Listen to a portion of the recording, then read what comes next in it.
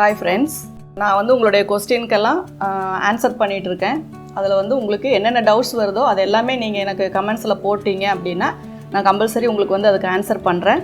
அதுக்கு முன்னாடி நம்ம சேனலை சப்ஸ்கிரைப் பண்ணாதவங்க சப்ஸ்கிரைப் பண்ணிக்கோங்க. புதுசா பார்க்கறவங்களும் அந்த பெல் சிம்பலையும் அதை பிரஸ் பண்ணீங்க அப்படினா தான் நான் உடனே வீடியோஸ் போடும்போது உங்களுக்கு நோட்டிஃபிகேஷன் கிடைக்கும். அப்பதான் வந்து நீங்க என்னோட எல்லா வீடியோஸையுமே மிஸ் பண்ணாம பார்க்க முடியும். அப்படி பார்த்து நீங்க யூஸ் பண்ணிட்டா எனக்கு சந்தோஷம் தான். அதே மாதிரி கண்டிப்பாக லைக் பண்ணுங்கள். ஏன்னா நீங்கள் லைக் பண்ணும்போது தான் எனக்கு வந்து அது ஒரு எக்ஸ்ட்ரா எனர்ஜியாக இருக்கும். அப்போ தான் நான் உங்களுக்கு வந்து கண்டினியூஸாக உங்களுக்கு நான் வந்து உங்களுடைய டவுட்ஸுக்கெல்லாம் நான் அதை கிளியர் பண்ண முடியும். அதனால் நீங்கள் கண்டிப்பாக மறக்காமல் லைக் பண்ணுங்கள், ஷேர் பண்ணுங்கள். அதே மாதிரி உங்களுக்கு கமெண்ட்ஸில் என்னென்ன சொல்லணும்னு தோணுதோ அதெல்லாமே நீங்கள் போடுங்க. நான் உங்களுக்கு அதுக்கு ஆன்சர் பண்ணுறேன். இப்போ வந்து பேசிக்காக வந்து ஒரு ப்ளவுஸ் வந்து நம்ம ஸ்டிச் பண்ணுறோம் அப்படின்னா அதில் நிறைய பேருக்கு வந்து மெயினாக வர ப்ராப்ளம் வந்து அந்த லூஸ் வருது, ஷோல்டர் ஃபால் வருது, சைடில் பட்டி கரெக்டாக ஃபிட் ஆக மாட்டேங்குது, இப்படி நிறைய கம்ப்ளைண்ட்ஸ் வருது. இதுக்கு என்ன ஒரு இதுனா, நீங்கள் பேக் போர்ஷன் வந்து எப்படி கட் பண்ணுறீங்களோ அதை பொறுத்து தான், அதை பேஸ் பண்ணி தான் உங்களுக்கு ஃப்ரண்ட்டு ஸ்லீவு எல்லாமே வரும். அப்போ நீங்கள் என்ன பண்ணணும் அப்படின்னா, உங்களுடைய பேக் போர்ஷன் எப்படி நீங்கள் கட் பண்ணுறீங்க, அதுக்கு என்னென்ன அளவுகள் தேவை அப்படிங்கிறத ஃபஸ்ட்டு பார்க்கலாம். ஃபஸ்ட்டு வந்து ஒரு பிளெயின் மெட்டீரியலை நீங்கள் ரெண்டாக ஃபோல்டு பண்ணி மடித்து போட்டுக்கோங்க.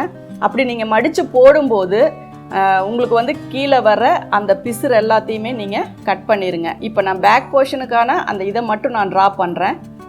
இப்போ இது வந்து உங்களுக்கு வந்து இது செல்வேஜ் வரும், அதாவது கரைப்பகுதி. அந்த பகுதி வந்து உங்களுக்கு வந்து ஆப்போசிட் சைடு இருக்கிற மாதிரி நீங்கள் போட்டுக்கோங்க.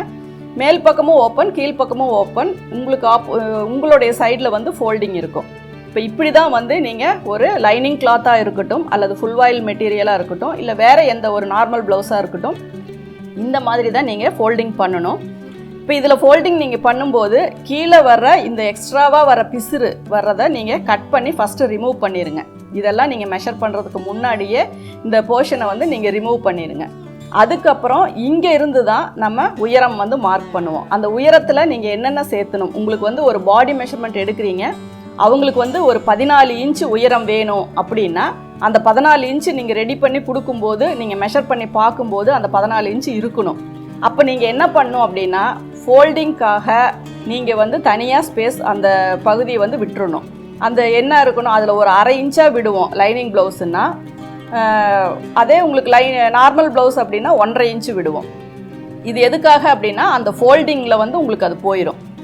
இப்போ இந்த ஃபோல்டிங்கில் போகும்போது அதுக்கப்புறம் நீங்கள் மெஷர் பண்ணும்போது 14 + 1/2 இன்ச்சு வரணும். அந்த 1/2 இன்ச்சு எதுக்கு அப்படின்னா அந்த ஷோல்டர் ஜாயிண்ட்டுக்காக நம்ம வந்து விடுறது.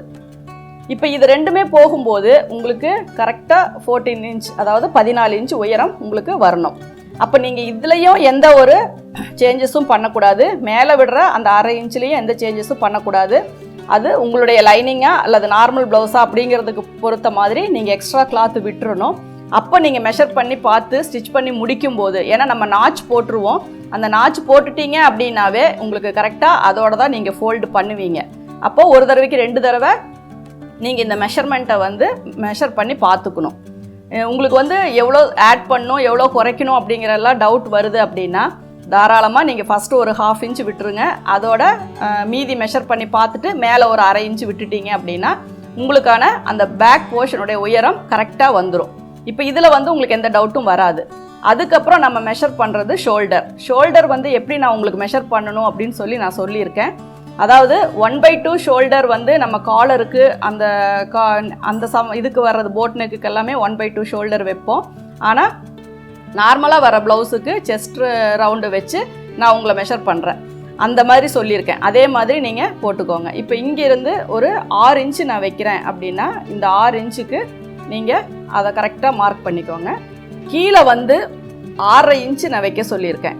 இந்த 6.5 இன்ச்சு வைக்கிறதுக்கு முன்னாடி நீங்கள் சின்னதாக ஒரு இது பண்ணி பார்த்துக்கோங்க. இப்போ இதே சேம் 6 இன்ச்சு வைங்க. வச்சுட்டு செஸ்ட் ரவுண்டு வந்து நீங்கள் மார்க் பண்ணுங்கள். இப்போ இதில் வந்து ஒரு 9.5 இன்ச்சு வருது அப்படின்னா 9.5 இன்ச்சு, இந்த பக்கம் ஒரு 1.5 இன்ச்சு. இப்படி வைக்கும்போது ஃபஸ்ட்டு 6 இன்ச்சுக்கு நீங்கள் ஒரு லைன் போட்டுட்டு இங்கே 1/2 இன்ச்சு விட்டுட்டு இதில் இருந்து நீங்கள் மெஷர் பண்ணி பாருங்கள். உங்களுக்கு தேவையான ஆம்ஹோல் அளவு, அதாவது ஆம்ஹோல் அளவு 15.5 வருது அப்படின்னா உங்களுக்கு இங்கே தேவை வந்து 7.75. நான் என்ன சொல்லியிருக்கேன், ஒரு 1/4 இன்ச்சு நீங்கள் குறைச்சிட்டு 7.5 இன்ச்சு வருதா அப்படின்னு பார்த்துக்கோங்க. இப்போ இதுலேயே உங்களுக்கு 7.5 இன்ச்சு வருது அப்படின்னா இந்த 6 இன்ச்சையே நீங்கள் ஃபாலோ பண்ணிக்கலாம். ஒரு சிலருக்கு அந்த ஆம்ஹோல் அதிகமாக இருக்கிறவங்களுக்கு என்ன ஆகும் அப்படின்னா, உங்களுக்கு கீழே வர இதில் தான் அந்த அளவு ஆம்ஹோலுடைய அளவு வந்து செட் ஆகும்.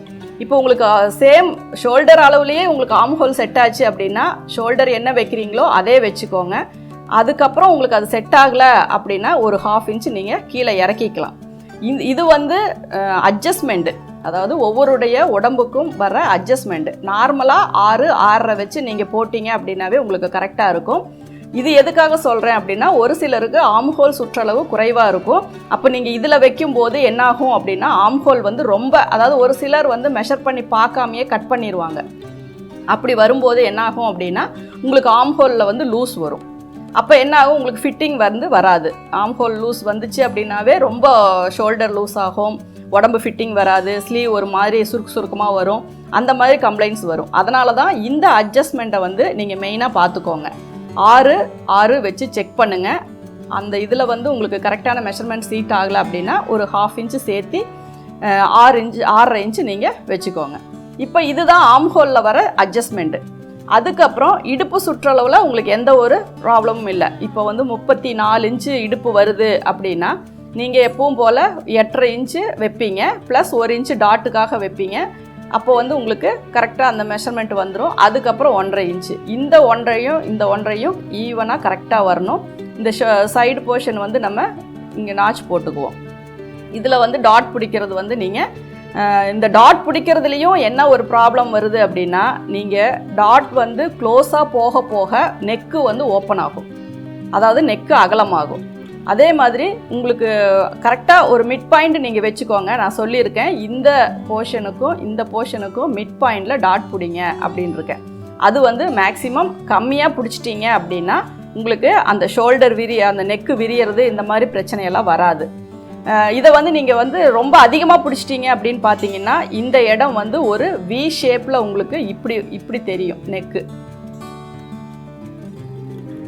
அது வந்து இந்த டாட் வந்து நீங்கள் பிடிக்கும்போது நிறையா இப்படி பிடிச்சிட்டிங்க, நெருக்கமாக பிடிச்சிட்டிங்க அப்படின்னா தான் அந்த ப்ராப்ளம் வரும். அதனால் இந்த மாதிரி ஒரு சிலருக்கு ப்ராப்ளம் வருது அப்படின்னா இந்த டாட்டை வந்து இன்னும் கூட கொஞ்சம் தள்ளி நீங்கள் பிடிச்சிக்கோங்க.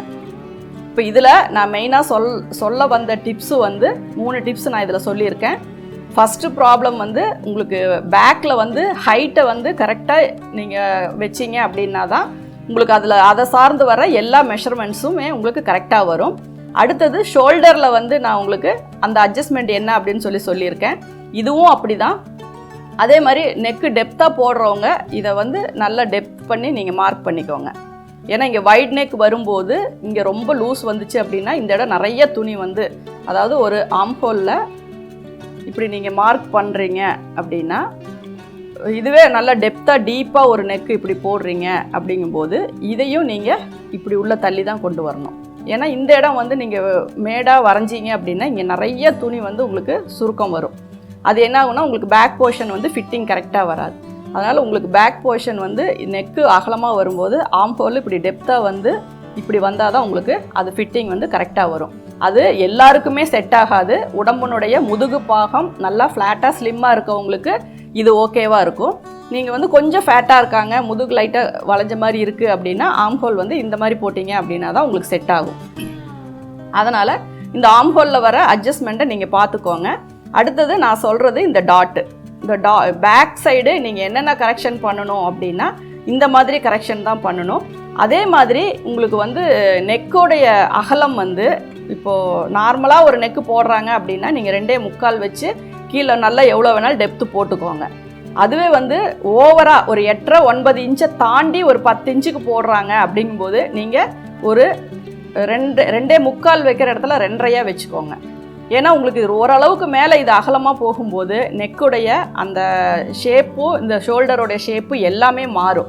அப்போ என்ன பண்ணணும், நீங்கள் ஷோல்டரையும் குறைக்கணும், நெக்கையும் இன்னும் கொஞ்சம் க்ளோஸ் பண்ணணும். இது வந்து அதிகபட்சமாக இறக்கம் போட்டு ஸ்டிச் பண்ணும்போது நீங்கள் வந்து இந்த ஒரு 1/2 இன்ச்சை நீங்கள் ஷோல்டர்லேயும் குறைச்சிக்கோங்க, நெக்லேயும் குறைச்சிக்கோங்க. அப்போ தான் வந்து உங்களுக்கு ஓவராக அது ஒரு பெரிய அந்த ஷோல்டரை விட்டு கழண்டு வராமல் ஓரளவுக்கு ஃபிட்டிங்காக வர்ற மாதிரி உங்களுக்கு வரும். இப்போ இதில் இருக்க டிப்ஸ் எல்லாமே நீங்கள் வந்து ஃபாலோ பண்ணி பாருங்கள். உங்களுக்கு பேக் போர்ஷனில் இதுக்கு மேலே டவுட் வந்துச்சு அப்படின்னாலும் நீங்கள் எனக்கு சொல்லுங்கள். உங்களுக்கு நெக்ஸ்ட் வீடியோவில் வந்து ஃப்ரண்ட்டு ஸ்லீவு இதெல்லாம் எப்படி வரும் அப்படிங்கிறத நான் அதில் வந்து உங்களுக்கு ட்ரா பண்ணி காட்டுறேன். இப்போ இந்த மெத்தடில் ஃபாலோ பண்ணி நீங்கள் ஸ்டிச் பண்ணி பாருங்கள். அதாவது கம்ப்ளைண்ட்ஸ் வருது, ப்ராப்ளம் வருது, எப்படி தைச்சாலும் ஏதாவது ஒரு பிரச்சனை வருது அப்படிங்கிறவங்க மட்டும் இதை யூஸ் பண்ணுங்கள். நார்மலாக எந்த ஒரு கன்ஃபியூஷனும் இல்லாமல் நீட்டாக எல்லாமே ஸ்டிச்சிங் வருது, ஒன்றும் ப்ராப்ளம் இல்லை அப்படிங்கிறவங்க நீங்கள் பண்ணுற அந்த வித்தியாசத்தை இதை மைண்டில் மட்டும் வச்சுக்கோங்க. அதை வந்து நீங்கள் ஏதாவது நீங்கள் இதில் அதை பயன்படுத்தி பார்க்கணும் அப்படின்னா உங்களுடைய ப்ளவுஸில் நீங்கள் போட்டு பாருங்கள். ஏன்னா கரெக்டாக ஃபிட்டிங்காக வர்றவங்களுக்கு நீங்கள் எந்த அட்ஜஸ்ட்மெண்ட்டும் பண்ண வேண்டாம். அந்த கம்ப்ளைண்ட் இருக்குது, எப்படி போட்டாலும் இந்த நெக்கு விரியுது, ஷோல்டரில் ப்ராப்ளம் வருது, ஆர்ம் ஹோல் ப்ராப்ளம் வருது அப்படிங்கிறவங்க மட்டும் இதை நீங்கள் வந்து ட்ரை பண்ணி பாருங்கள்.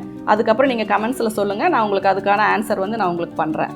நீங்கள் தொடர்ந்து இந்த சேனலை பார்த்து யூஸ் பண்ணிக்கணும் அப்படின்னா இந்த சேனலை சப்ஸ்கிரைப் பண்ணுங்கள், பெல் பட்டன் ப்ரெஸ் பண்ணுங்கள், உங்கள் ஃப்ரெண்ட்ஸ் கிட்ட ஷேர் பண்ணுங்கள். அதில் ஏதாவது உங்களுக்கு கமெண்ட்ஸ் தெரிவிக்கணும்னா கமெண்ட்ஸ் பாக்ஸில் போடுங்க. தேங்க்யூ ஃபார் வாட்சிங்.